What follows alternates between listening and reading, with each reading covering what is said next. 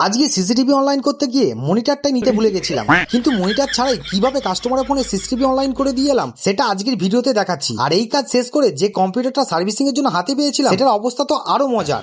200 দিনে 100 খানা video upload করা চ্যালেঞ্জে ডে 34 আমি দেখাবো। আজকের প্রথম কাজ ছিল সিসিটিভি অনলাইন করা। কাস্টমার বাড়িতে গিয়ে দেখি ক্যামেরা সব ঠিকঠাক, শুধুমাত্র আমার মনিটরটাই ছিল না। ভাগ্য ভালো আমার ব্যাগই ছিল একটা ব্যাকআপ হিসেবে HDMI to type C adapter, যেটা আমি সবসময় ব্যাকআপ হিসেবে আমার ব্যাগের মধ্যে রাখি। ডিভাইসটা দিই প্রথমে ডিভিআর থেকে একটা HDMI কেবিল নিয়ে সেই কেবিলটা অ্যাডাপ্টারের সঙ্গে কানেক্ট করলাম। মোবাইলের সঙ্গে কানেক্ট করতেই ডিভিআর এর ডিসপ্লেটা একদম সুন্দরভাবে মোবাইলের স্ক্রিনে চলে এলো। আর সেই ডিসপ্লে দেখি ডিভিআর এর সেটিংস করে একে একে সবকটা সিসিটিভি ক্যামেরাকে আমি অনলাইন করে দিলাম। এই কাজটা শেষ হওয়ার পরই আমি একটা অন্য সাইডে চলে যাই, যেখানেতে কাস্টমার আমাকে বলেছিল কম্পিউটারের মধ্যে SSD ইনস্টল করে দিতে। তাই আমি 128GB EVM এর একটা SSD ইনস্টল করে দেওয়ার জন্য যখনই কম্পিউটার ওপেন করতে যাই দেখি কম্পিউটারে কোনো ডিসপ্লে নেই। এরপর আমি র্যামটাকে খুলে ক্লিন করার পর CPU তে ইনস্টল করার পরই দেখি ডিসপ্লেতে ছবি চলে আসে। ছবি আসার পর আমার উইন্ডোজে পেন ড্রাইভটা ইনজেক্ট করে দিই CPU এর পেছনেতে, এবং সেখানেতে আমি ইনস্টল করতে শুরু করে দিই উইন্ডোজ 10। এই গোটা সেটআপটা করতে আমার অনেকটা সময় চলে গেছিল। ফাইনালি সব সেটআপটা কমপ্লিট করার পর আমি ওই সাইড থেকে বেরিয়ে চলে আসি। তো বন্ধুরা, আজকের মিনি ব্লগটা আমি এখানেই শেষ করলাম।